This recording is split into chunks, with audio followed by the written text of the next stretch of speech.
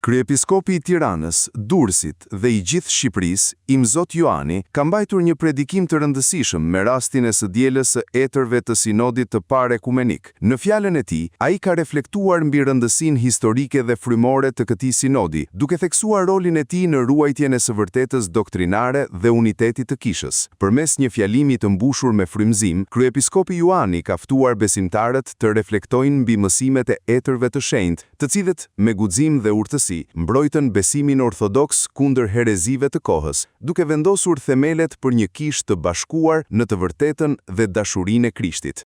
Në ungjillin, jo vetëm kishën tonë, për shumë kisha ndodh kjo gjë që mundohen ta interpretojnë ata ungjillin ashtu si e kuptojnë ata, ose ashtu siç duan ata që të ishte ungjilli. Ungjilli është fjala e Perëndisë dhe është e pandryshueshme. Qielli dhe dheu do të shkojnë, thot Zoti, po fjalët e mia janë për jetë. Fjalët e ungjillit janë fjalë të qarta e të thjeshta, pa ato kuptohen me një zemër të pastër. Prandaj dhe sinodi i parë ekumenik është një thirrje për gjithë secilin nga ne. Nëse ne do e shtojmë besimin, nëse ne do shtojmë jetën shpirtërore, nëse do ne jemi më të përkushtuar duke medituar rreth ungjillit, do fillojmë dhe ta kuptojmë atë gjë.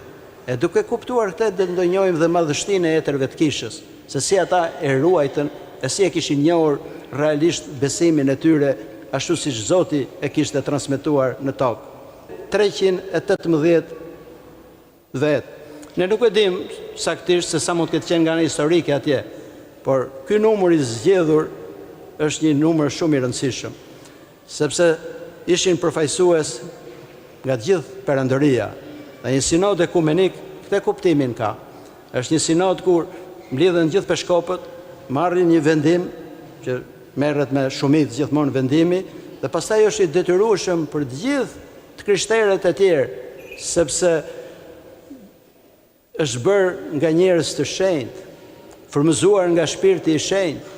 Ne besojmë që kisha udhëhiqet nga Krishti, kreu i kishës është Krishti. E Shpirti i Shenjtë nuk është larguar nga kisha, vazhdon vazhdimisht. Sado të paraqiten njerëz që duan ta shtrembrojnë, e duan ta përçajnë kishën, Shpirti i Shenjtë ndodhet gjithmonë. E gjithmonë do të dalin njerëz që do ta mbrojnë atë gjë. Kremtimi i kësaj dite shërben si një kujtesë e përjetshme për forcimin e besimit dhe solidaritetit njerëzor, duke i thirrur të gjithë drejt unitetit dhe paqes.